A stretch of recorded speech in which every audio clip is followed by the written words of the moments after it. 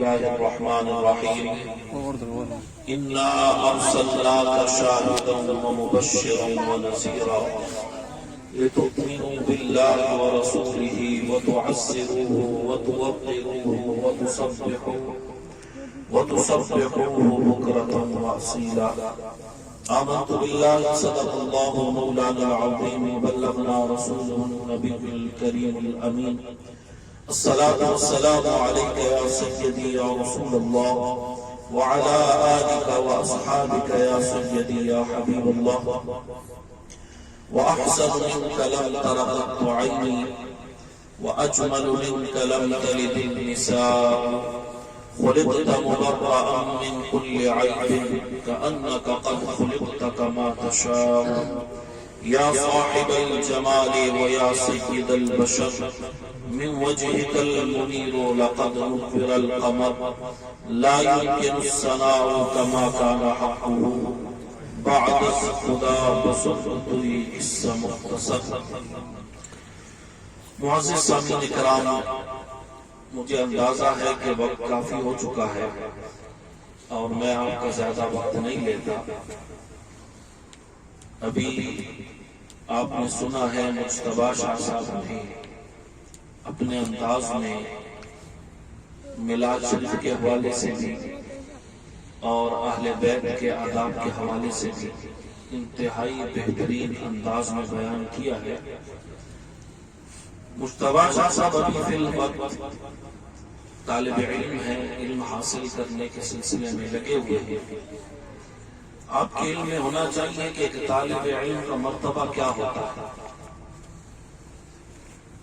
احادیث مبارکہ میں آتا ہے کہ جو علم کی طلب کے لیے جب انسان نکلتا ہے، کوئی بھی بچہ دینی علم کی طلب کے لیے، حصول قرآن، حصول حدیث، حصول فقہ، یعنی دین کے علم کے لیے، تو فرشتے اس کے قدموں کے نیچے اپنے پر بچھاتے ہیں. سبحان اللہ. گویا طالب علم جب چلتا ہے تو وہ فرشتوں کے پروں پر چل رہا ہے. اور پھر ایک عالم اور حافظ کا مقام کیا ہے. حدیث مبارکہ میں آتا ہے کہ جب حافظ قرآن قبرستان میں قدم رکھ لے تو اللہ رب العزت اس قبرستان سے عذاب اٹھا لیتا ہے. حکم یہ ہے کہ وہ کچھ دیر ٹھہرا کرے، کیونکہ 24 گھنٹے تک اس قبرستان پر اللہ کا عذاب نہیں آتا. آپ ذرا تصور کریں کہ اس قبرستان میں زانی بھی دفن ہوگا، اس قبرستان میں شرابی بھی دفن ہوگا، اس قبرستان میں سودی بھی دفن ہوگا. کتنے بڑے بڑے عظیم گناہ لے کر لوگ گئے ہوں گے. لیکن قرآن عظیم الشان کی برکت یہ ہے، جب اللہ تعالیٰ دنیا میں اس کا یہ مقام بتانا چاہتا ہے کہ حافظ قرآن جب قدم رکھتا ہے تو 24 گھنٹے تک اس قبرستان سے اللہ کا عذاب اٹھا لیا جاتا ہے.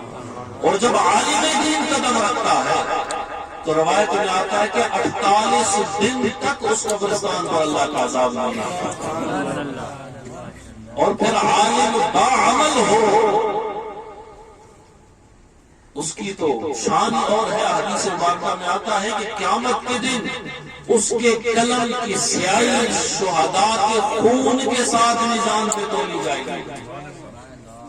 اور دوسری بات، جب میں حضرت شاہ صاحب نے اہل بیت کا ادب کے بارے میں بڑا زور دیا، اس بات پر بڑی زور دی انہوں نے کہ بھئی اہل بیت کا ادب کرنا چاہیے. کیوں کرنا چاہیے؟ دو باتیں، ایک حضور علیہ السلام کی شان کے حوالے سے جو میں نے آیا مبارکہ تلاوت کی، دوسری شاہ صاحب کی بات کو آگے بڑھاتے ہوئے دو باتیں سے ناراض کرنا چاہتا. حضور علیہ السلام کے زمانے مبارک میں سیدنا عثمان ذو النورین رضی اللہ تعالیٰ، یہ وہ صحابی ہیں کہ جنہوں نے مال دے کر جنت خریدی.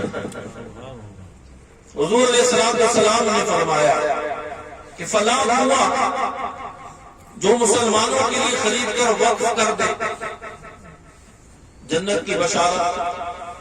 حضرت سیدنا عثمان ذو النورین رضی اللہ تعالیٰ نے وہ خریدا اور مسلمانوں کے لیے وقف کر دیا. بعض روایات میں آتا ہے کہ 7 بار ایسے ہوا کہ آپ نے مال دے کر جنت خریدا. اور ایک روایت میں ہے کہ آپ وہ صحابی ہیں کہ جو بغیر حساب و کتاب سب سے پہلے جنت میں آپ داخل ہوں گے، جن سے حساب کتاب نہ کیا جائے. اب یہاں جو بات میں عرض کرنا چاہتا ہوں کہ اس دور میں بھی اگر کوئی شخص یہ سرٹیفکیٹ لینا چاہتا ہے کہ وہ جنتی بنے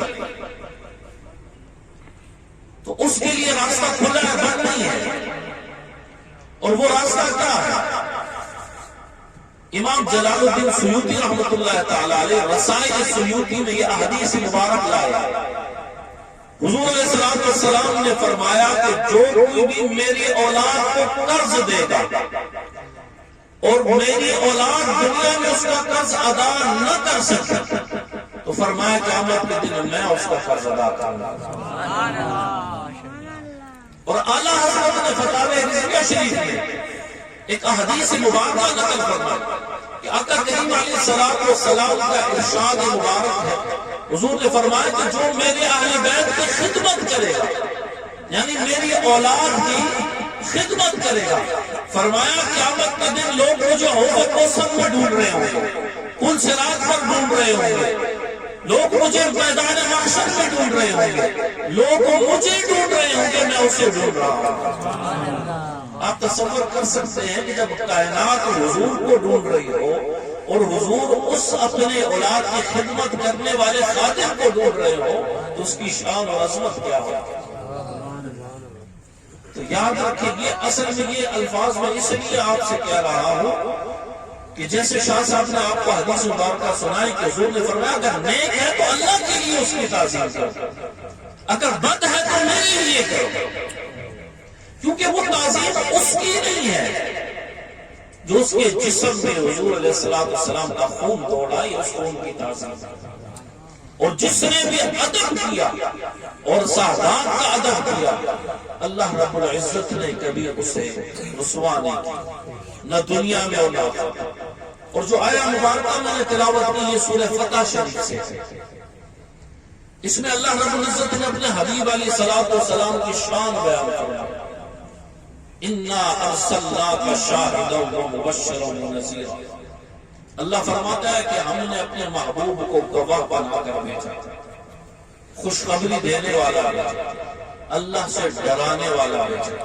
یہ حضور کی شان ہے اور رب نے عطا فرمائی ہے، رب بیان فرما رہا ہے۔ جب یہ شان بیان کرنے کے بعد رب نے فرمایا لِتُؤْمِنُوا بِاللَّهِ وَرَسُولِهِ، تاکہ تم ایمان لے آؤ اللہ پر اور میرے حبیب پر، یعنی اللہ کے رسول پر، حضرت سیدنا محمد رسول اللہ صلی اللہ علیہ وسلم۔ اب جب ہم نے کلمہ پڑھ لیا، مسلمان ہو گئے، ایمان لے آئے، یہ میں قرآن پڑھ رہا ہوں، کسی مفتی کی بات آپ کو نہیں سنا رہا کہ اس میں شک کی گنجائش ہے۔ کوئی ترجمہ آپ کے گھر میں پڑا ہوگا، اٹھا کے دیکھیں، سورہ فتح شریف میں پہلا رکھو۔ اب ایمان لانے کے بعد جو پہلی چیز اللہ کی طرف سے ہم پر فرض کی گئی ہے وہ نماز نہیں ہے، وہ روزہ نہیں ہے، وہ زکات نہیں ہے، وہ حج نہیں ہے۔ اللہ فرماتا ہے جب تم ایمان لے آؤ اللہ اور اس کے رسول پر تو پھر کیا کرو؟ فرمایا وَتُعَزِّرُوهُ وَتُوَقِّرُوهُ، فرمایا میرے محبوب کی تعظیم کرو اور توقیر کرو۔ جو پہلی چیز ایمان لانے کے بعد ہم پر فرض ہوئی وہ نماز نہیں ہے، وہ حضور علیہ السلام کی تعظیم اور توقیر۔ اور یہ بات آپ ذہن نشین کر لیں، اگر کسی کا دل حضور کی تعظیم سے خالی ہو اور سجدوں کے انبار اس نے اپنے پاس رکھے ہو، یعنی زاہد ہو، عابد ہو، متقی ہو، پرہیزگار ہو، لیکن سینہ حضور کی محبت سے خالی ہو، یہ یاد رکھیں وہ نمازی ضرور ہو سکتا ہے، اس کو آپ زاہد عابد کہہ سکتے ہیں، لیکن وہ مومن نہیں ہو سکتا، وہ منافق ہے، کیونکہ منافق کی نشانی یہی بیان کی کہ بظاہر منافق کہیں نہیں لکھا ہوا کہ وہ نماز نہیں پڑھتے، کہیں نہیں لکھا ہوا کہ وہ قرآن کی تلاوت نہیں کرتے، کہیں نہیں لکھا ہوا کہ وہ روزے نہیں رکھتے، بلکہ یہاں تک لکھا ہے حدیث مبارکہ میں کہ وہ کثرت سے روزے رکھتے ہوں، کثرت سے قرآن کی تلاوتیں کرتے ہوں، لیکن حضور نے فرمایا کہ وہ دین ان میں سے ایسے خارج ہو گیا ہوگا جیسے تیر شکار سے خارج ہو جاتا ہے، تیر کمان سے خارج ہو جاتا ہے، یعنی دین سے وہ ایسے باہر نکل جائیں گے، بظاہر ہوں گے وہ دیندار۔ اور یہ بات میں بغیر مثال دیے نہیں آپ کو سمجھاتا، میں مثال دے کر انشاءاللہ سمجھاؤں۔ اب نماز فرائض میں سب سے افضل ہے، اور نماز سے افضل پھر جان ہے انسان۔ اگر نماز پڑھ رہا ہو انسان اور اسے کوئی خطرہ لاحق ہو تو فقہ یہ کہتی ہے کہ پہلے وہ خطرہ ختم کرے۔ مثال کے طور پر نماز نیت کر لی، کوئی کنویں میں ڈوب رہا ہے تو حکم کیا ہے؟ پہلے اس کو بچائے پھر نماز پڑھے۔ یہ نہیں تو نماز پوری کرنے میں لگا رہے وہ شخص ڈوب جائے، نہیں، جان زیادہ کیا۔ اسی طرح اگر کوئی زہریلا جانور داخل ہو جاتا ہے، سانپ، بچھو وغیرہ، آپ نماز کی حالت میں ہیں تو حکم یہ نہیں ہے کہ آپ نماز پڑھتے رہے، حکم یہ ہے کہ پہلے اس کو مارے پھر نماز پڑھے، کیونکہ جان افضل ہے۔ اور جان کے بعد پھر نماز عبادات میں سب سے افضل ہے۔ اب صحابی رسول صلی اللہ علیہ وسلم، ایک طرف جان ہے، ایک طرف محبوب ہے۔ اب چونکہ یہی ایک عملی پیغام ہے قیامت تک کے آنے والے انسانوں کے لیے کہ نماز سے افضل جان ہے، لیکن اس جان سے بھی افضل محبوب علیہ السلام کی ذات۔ اب یہ صحابی رسول صلی اللہ علیہ وسلم، اور یہ وہ صحابی ہیں جن کی تھوڑی سی تعریف، بلکہ یہ تھوڑا لفظ بھی اس میں استعمال نہیں ہو سکتا کہ ہماری زبانیں کہاں اور ان کی تعریف کہاں۔ حضرت مجتبیٰ شاہ صاحب نے بیان کیا کہ جو یار غار بھی ہیں، یار مزار بھی ہیں، اور یہ وہ ہستی ہیں کہ جب حضور معراج شریف سے تشریف لائے نا تو ابو جہل نے حضور علیہ السلام کی زبان مبارک سے قصہ معراج سنا نا تو اس نے صحابہ کی جمٹ پہ نظر دوڑائی تو اسے سیدنا صدیق اکبر رضی اللہ تعالیٰ عنہ نظر نہیں آئے، تو وہ بھاگتا ہوا آپ کے پاس گیا، آپ اتفاقاً راستے میں مل گئے تو کہنے لگا کہ اے ابو بکر بات سنو، ابھی آپ صدیق نہیں بنے تھے، آپ کو یہ لقب نہیں ملا تھا، یہ اس سے پہلے کی بات ہے۔ کہا بات سنو، کہا جی کیا بات ہے؟ کہا یہ ممکن ہے کہ کوئی شخص رات کے تھوڑے وقت میں مسجد اقصی سے مسجد یعنی یہاں سے حرام سے مسجد اقصی جائے، مسجد اقصی سے عرش معلیٰ جائے، اور جب واپس آئے بستر بھی گرم ہو، کنڈی بھی ہلتی ہو، اور اسی طرح ہر چیز ہو، تھوڑی سی وقت میں رات، یہ ممکن ہے؟ آپ نے فرمایا یہ کس نے کہا؟ اس نے کہا یہ آپ کے صاحب نے کہا۔ تو آپ نے کہا صدقتا، فرمایا یہ سچ ہے، تو یہ بات کرتا ہے، فرمایا تو یہ بات، یہ تو زمین کی بات ہے، آپ تو اس سے آگے کی بھی بات کریں تو ہم تسلیم کرتے ہیں کہ آپ سبحان اللہ۔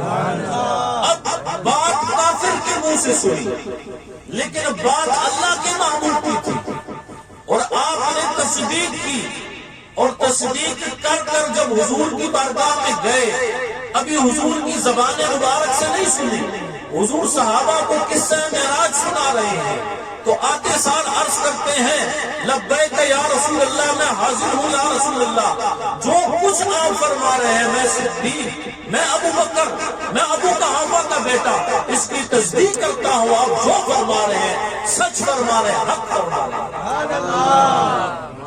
اور جب یہ تائید کی نا بغیر سنے کی، سارے صحابہ آپ کے چہرے کو دیکھنے لگے، تو حضور نے دیکھا تو دائیں طرف جبریل امین بھی کھڑے ہیں اور ہاتھ باندھ کر مسکرا رہے ہیں۔ حضور نے فرمایا جبریل اب کس لیے آئے؟ کہا صدیق کی بات ہو جبریل نہ آئے تو ہو نہیں سکتا۔ کہا پھر کس لیے؟ کہا اللہ کا سلام لایا، اللہ کا پیغام لایا، اللہ نے عجیب سلام بھیجا ہے۔ حضور نے فرمایا کیا پیغام ہے؟ رب نے کہا یہ صدیق ہے۔ اور کیسا صدیق ہے؟ بات لمبی تو نہیں ہوگی، کہتے ہیں تو ختم کر دیتے ہیں، ابھی تو اشفاق صاحب کی فرمائش شروع نہیں کی۔ کیسے صدیق ہے؟ آپ لوگ بھی ہیں یا صرف تنویر صاحب اس پہ ارے لبیک بات کر دوں یا بات ختم کر دیں؟ آپ احباب بتائیں جو پیچھے بیٹھے۔ عابد صاحب اجازت ہے بات پوری کروں؟ چلے آپ کی اجازت ہے؟ اب کیسا صدیق ہے؟ ایک غزوے سے آپ جہاد سے واپس آ رہے ہیں، اس جہاد میں ایک بوڑھی خاتون کا بیٹا نوجوان شہید ہو گیا۔ اب یہ سارا منظر صحابہ نے دیکھا۔ اب جب جنگ سے واپسی ہوتی ہے تو آپ کو پتہ ہے ایک ترتیب ہوتی ہے، اس ترتیب سے آ رہی ہے۔ وہ بوڑھی خاتون مدینہ شریف کی بالکل جو اختتامی جگہ ہے وہاں کھڑی ہے، یہ لشکر قافلہ آ رہا ہے، جو پہلے آیا کہا میرا بیٹا کہاں ہے، جو صحابی گزر رہے ہیں سر نیچے کر کے گزر جاتے، جواب نہیں دیتے۔ چلتے چلتے سیدنا صدیق اکبر رضی اللہ تعالیٰ عنہ کی باری آ گئی۔ وہ بوڑھی خاتون بھاگی اور آپ کو پکڑ لیا، کہا ابو بکر بتا میرا بیٹا کہاں ہے؟ میں جس سے بھی پوچھتی ہوں سب نیچے کر کے چلا جاتا ہے، مجھے بتاتا نہیں۔ آپ نے فرمایا کہ اماں جی پریشان نہ ہو، وہ پیچھے آ رہا ہے، اور یہ فرما کر آپ تشریف لے گئے۔ تھوڑی دیر بعد صحابہ نے منظر دیکھا کہ وہ نوجوان اس قافلے کے اختتام جب ختم ہوا، دیکھا پیچھے سے وہ نوجوان بھی چلتا آ۔ اب صحابہ کے سامنے وہ شہید ہوا تھا۔ صحابہ نے جب یہ منظر دیکھا تو اس بوڑھی ماں سے کچھ نہیں کہا، سیدھا حضور علیہ السلام کی بارگاہ میں چلے گئے اور جا کر اس کی فدا کرنے والی یا رسول اللہ صلی اللہ علیہ وسلم ہمارے ماں باپ آپ کا قربان ہو، یا رسول اللہ عجیب منظر دیکھا۔ اور حضور مسکرا رہے، فرمایا کیا دیکھا؟ یا رسول اللہ صلی اللہ علیہ وسلم فلاں بوڑھیا خاتون اس کا بیٹا جہاد میں ہمارے ساتھ شہید ہو چکا۔ حضور نے فرمایا تو پھر یا رسول اللہ وہ زندہ ہو کر واپس آ، یعنی عجیب ماجرا تھا، یا رسول اللہ وہ زندہ ہو۔ حضور نے فرمایا مجھ سے کیا پوچھتے ہو، جاؤ صدیق سے پوچھو۔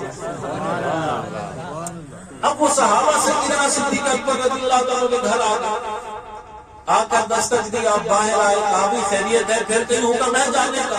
کہا نہیں، ایک عجیب منظر ہے۔ کہا کیا منظر، کیا معاملہ ہے؟ کہا عجیب بات ہوگی، کیا بات ہوگی؟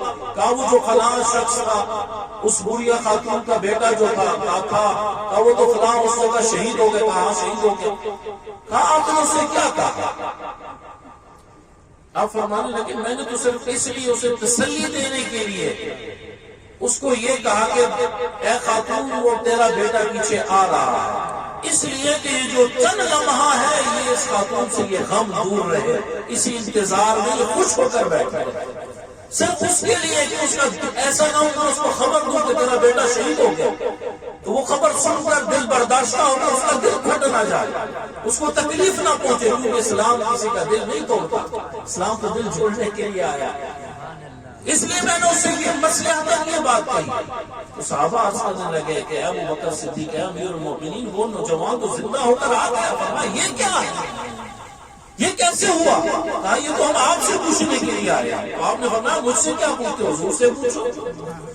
اب سیدنا صدیق اکبر رضی اللہ تعالیٰ کے ساتھ چل پڑے اور حضور علیہ السلام کی بارگاہ میں فوزان میں بیٹھ کر عرض کرتے ہیں فدا کا امی و ابی یا رسول اللہ صلی اللہ علیہ وسلم، یا رسول اللہ ہمارے ماں باپ ہمارے جان مال اولاد آپ کا قربان ہو، یا رسول اللہ اس نوجوان کو تو ہم نے اپنی آنکھوں سے دیکھا یہ شہید ہو گیا، یہ کیسے زندہ ہو گیا؟ حضور نے فرمایا ابو بکر جو تو نے اس کی والدہ کو جو کلمات کہے ہیں نا، تو میرے رب نے فرمایا کہ میں نے جسے صدیق کہا ہے وہ جھوٹ بولے، کیونکہ کچھ منافق ایسے بھی ہیں نا کہ نعوذ باللہ منہ وہ آج بھی عیب تلاش کرنے میں لگ جاتے ہیں، تو یہ ان کے لیے ایک دلیل ہوتی ہے، دیکھو جی ابو بکر صدیق رضی اللہ عنہ بھی جھوٹ بول دیا، فرمایا جس سے میں صدیق کہوں اور وہ کہے وہ پورا نہ ہو تو اللہ رب العزت نے ان کے ان کلمات کی برکت سے اللہ نے اس نوجوان کو زندگی عطا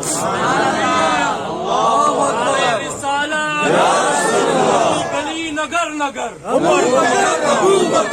گلی نگر نگر گلی گلی نگر نگر ابو بکر تو یہ وہ ہستی سیدنا ابو بکر صدیق رضی اللہ تعالیٰ عنہ۔ اب ایک طرف جان ہے، دوسری طرف حضور کی ذات ہے، مقام غار سور ہے، غار سور ہے۔ روایت میں آتا ہے کہ ایک بار سانپ یا ایک سانپ نے آپ کو نہیں ڈسا، کئی سانپوں نے کئی بار آپ کو ڈسا، لیکن آپ کی وجود پر جنبش بھی نہیں آئی، حرکت بھی نہیں آئی، کیوں کہ اللہ کے محبوب علیہ السلام آرام فرما رہے ہیں۔ کہیں ایسا نہ ہو کہ آپ کے آرام میں خلل آ جائے، آپ کے عمل بتا دیا کہ جو پہلی چیز ہم پر فرض ہے وہ نماز نہیں ہے، وہ حضور کی ذات ہے، حضور کی تعظیم ہے۔ اور صحابہ نے کر بتائی۔ یہاں کہا جاتا ہے کہ انگوٹھے چھوٹے، کون سی کتاب ہے، کہاں دلیل لکھی انگوٹھے چھوٹے؟ اللہ اکبر۔ کبھی یہ سوچا ہے کہ وہ کس چیز کو تصور میں لا کے چوم رہا ہوگا؟ اس کے لیے اب مسلمانوں کو دلیل کی ضرورت ہے؟ حضور کی تعظیم کے لیے اب ہمیں دلیلوں کی ضرورت ہے؟ ہاں، ہمیں اب دلیل چاہیے کہ کرنا ہے یا نہیں کرنا؟ اب ہمیں دلیل چاہیے۔ کیا صحابہ نے پوچھ کر عمل کیا؟ ایک صحابی حضور کی بارگاہ میں عرض کرتے یا رسول اللہ صلی اللہ علیہ وسلم میں آپ کے ہاتھ چوموں، حضور نے فرمایا نہیں۔ یا رسول اللہ پاؤں چوموں، حضور نے فرمایا نہیں۔ یا رسول اللہ طواف کروں، حضور نے فرمایا نہیں۔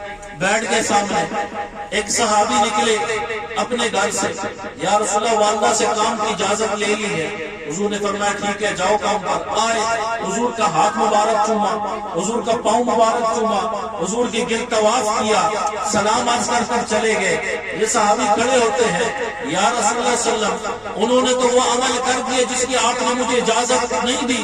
حضور نے فرمایا اس نے مجھ سے پوچھا نہیں۔ یعنی پوچھ کر عمل نہیں ہوتا، یہ دل سے پوچھو کرنا ہے یا نہیں کرنا۔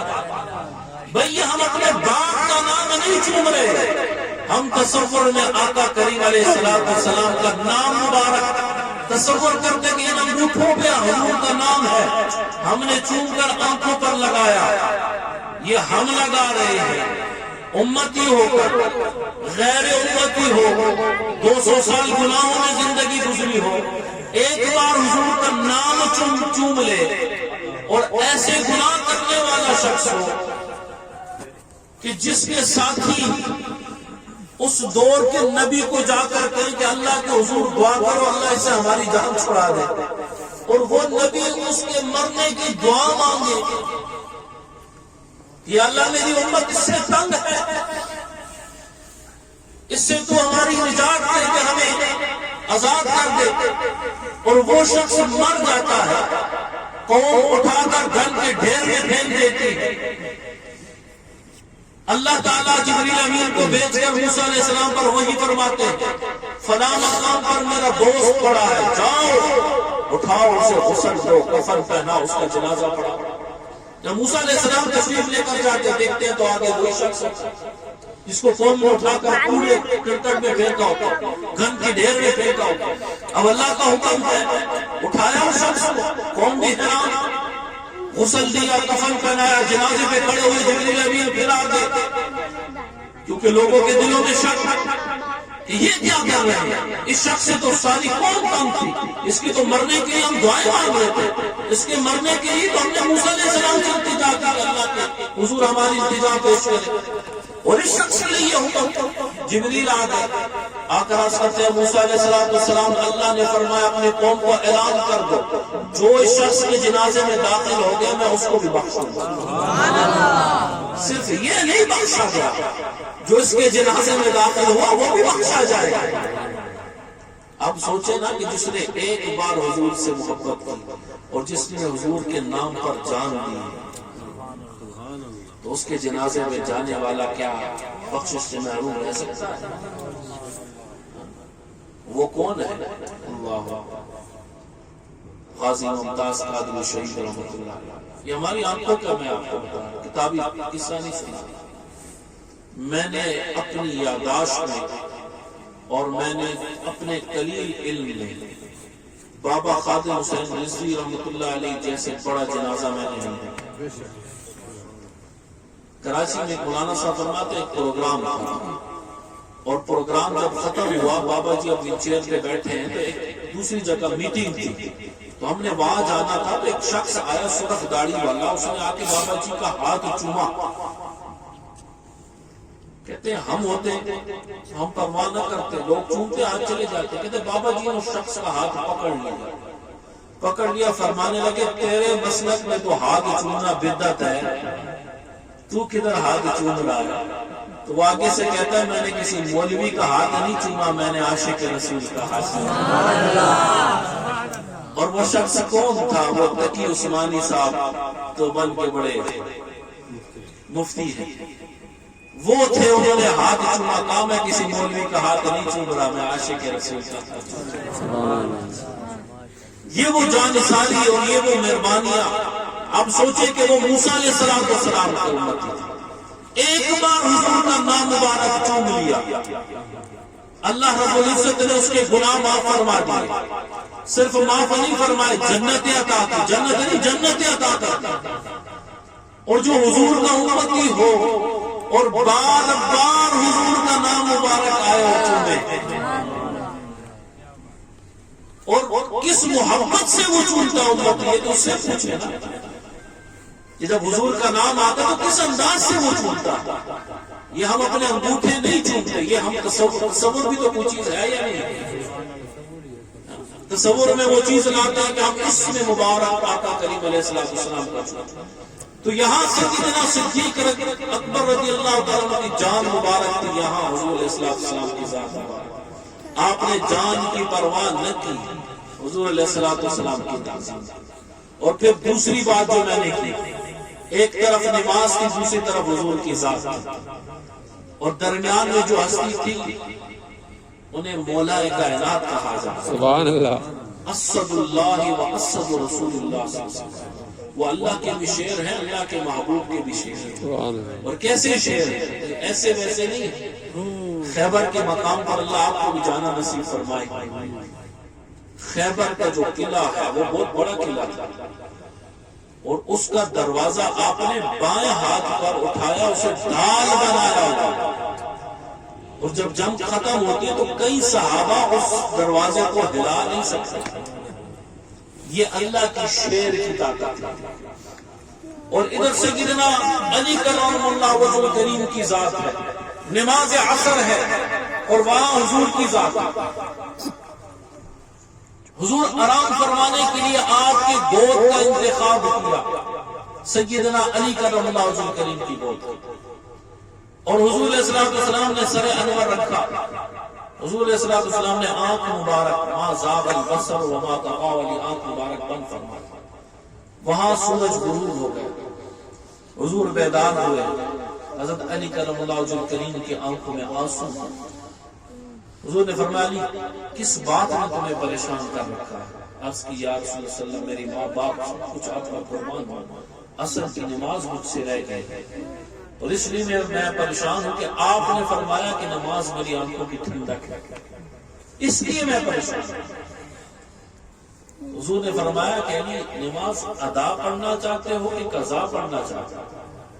عرض کی یا رسول اللہ صلی اللہ علیہ وسلم، نماز تو قضا بھی ہو جاتی ہے، نماز تو قضا بھی ہو جاتی ہے، یہ نہیں کہ نہیں ہوتی، لیکن علی وہ ہے جس نے کبھی نماز قضا نہیں کی۔ ادا تو قضا بھی ہو جاتی ہے، لیکن جس نے کبھی نماز قضا نہیں کی۔ لیکن یہاں بات یہ بھی نہیں ہے، بات یہ ہے کہ قیامت تک لوگ یہ کہیں گے اگر حضور کو اختیار ہوتا تو حضور سورج کو واپس پلٹا دیتے۔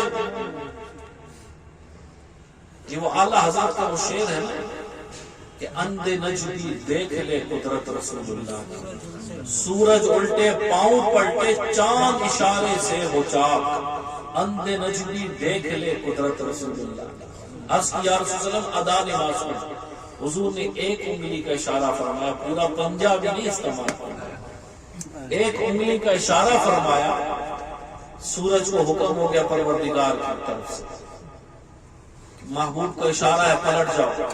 اب سورج واپس پلٹ رہا ہے، اور حضور کے ایک انگلی مبارک کے اشارے سے، اور حضرت سیدنا علی کرم اللہ وجہ کریم یہاں عصر کی نماز ادا کر رہے ہیں۔ ہمیں عقیدہ کیا ملا کہ اس طرف نماز ہو، اس طرف حضور کی ذات ہو، تو نماز سے بھی افضل حضور کی ذات ہے۔ تو اعلیٰ حضرت نے پھر اس پورے واقعے کو اشعار کی صورت میں بیان کر کے آخر میں عقیدہ دیا، فرمایا ثابت ہوا کہ جملہ فرائض فرو ہے، فرماتے ہیں ثابت ہوا ان واقعات سے کہ جملہ فرائض فرو ہے، اصل الاصول بندگی استاجر۔ بے شک کہ انسانوں کو میں جو اصل مقصد کے لیے رب نے بھیجا ہے، اپنے محبوب کی تابعداری کے لیے بھیجا ہے، اپنے محبوب کی تابعداری اور بندگی کے لیے بھیجا ہے۔ اور آخر میں بات ختم کرتا ہوں، ایک صحابی رسول صلی اللہ علیہ وسلم کا مختصر سا واقعہ سنا کر بات ختم کرتا ہوں۔ ان کا نام تھا حضرت سفینہ رضی اللہ تعالیٰ۔ اب یہاں میں وہ اشکال دور کرنا چاہتا ہوں اور بات میری ختم۔ جنگل میں جا رہے ہیں، ایک جہاد میں گئے، اس جہاد میں جب جس جگہ سے مسلمانوں نے پڑاؤ ختم کیا دوسری طرف جانے لگے، تو ایک جنگل میں مسلمانوں نے کچھ وقت کے لیے اندھیرا ہو گیا، پڑاؤ کیا، تو آپ راستہ بھٹک گئے اور آپ نے سامان بھی کچھ اٹھایا ہوا اور جا رہے ہیں، راستہ بھٹک گئے، جنگل میں چلے گئے، اتنے میں دیکھا شیر آ گیا سامنے، اور شیر کو جب آپ نے دیکھا نا تو شیر نے آپ کو دیکھا۔ آپ کے علم میں ہے کہ کوئی بھی کسی قسم کا بھی جانوروں میں بادشاہ ہو یا انسانوں میں ہو، وہ اپنی سلطنت میں دوسری کی بادشاہی نہیں مانتا۔ اس نے دیکھا کہ یہ تو انسان ہے، یہ تو میری بادشاہت پہ قبضہ کرنے کے لیے آیا، تو اپنی بادشاہت کے خوف کی وجہ سے وہ حملہ کرتا۔ تو جب شیر بھاگا ان کی طرف، انہوں نے کیا کہا؟ انہوں نے کہا یا ابا الحارث، حارث، فرمایا انا عبد مصطفیٰ، فرمایا اے شیر کے بچے، اے شیر، میں حضور کا غلام ہوں، میں عبد مصطفیٰ ہوں۔ جب یہ بات جیسے شیر کے کان میں پڑی نا، جو کھانے کے لیے دوڑ رہا تھا وہ قدموں کو چومنے لگ گیا، اور قدموں کو چومنے لگ گئے۔ اور آپ نے کہا میں راستہ بھٹک گیا ہوں، میرے قافلے والے آگے پیچھے ہو گئے ہیں، مجھے راستہ بتا۔ اس نے کہا حضور آپ آئیے، وہ راستہ دکھانے والا بن گیا، آپ اس کے پیچھے چل پڑے حضرت سفینہ۔ اور اس شیر کو یہ معرفت کس نے دی؟ وہ کیسے حضور کو؟ یہ وہ بات کہ جس طرح ابو جہل نے چلے، ایک مثال دی جاتی کہ شیر کے تو پھر کان تھے، اس کی آنکھیں تھی، یعنی وہ پھر ایک بولنے والا دھاڑنے والا جانور تھا، یعنی اس کے پاس آنکھ کان یہ چیزیں تھی۔ آپ فرماتے ہیں کہ پتھر کے پاس کیا چیز؟ کہ جب ابو جہل کنکریوں کو ہاتھ میں لے کر گیا حضور کی بارگاہ میں اور کہنے لگا کہ یہ بتا دے کہ میرے ہاتھ میں کیا ہے، حضور نے فرمایا کہ میں بتاؤں جو ہاتھ میں ہے وہ بتائے کہ میں کیا ہوں۔ تو ان پتھروں کو معرفت کیسے ملی جن کے پاس نہ زبان ہے، نہ آنکھ ہے، نہ کان ہے؟ سمجھ آئی آپ کہ نہیں آئی؟ یہ وہ بات ہے کہ حضور صرف اور صرف انسانوں کے لیے نبی بنا کر نہیں بھیجے، حضور کل کائنات کے لیے، تمام مخلوقات کے لیے حضور نبی بنا۔ تو عزیز محترم، یہ محفل ایسی محفل ہے کہ یہ خوش نصیب لوگوں کو ملتی ہے، اور یہاں جتنا وقت ہم نے گزارا اللہ کی تعریف بیان کی، اللہ کے محبوب علیہ السلام کی تعریف بیان کی، حضور کی آل اولاد کی تعریف بیان کی۔ اللہ رب العزت ہماری یہ کاوش اپنی بارگاہ میں قبول فرمائے۔ اب صلاۃ السلام کے ایک دو تین اشعار اور پھر دعا اور پھر لگا ہوگی انشاءاللہ۔ وما علینا الا البلاغ۔ جزاک اللہ۔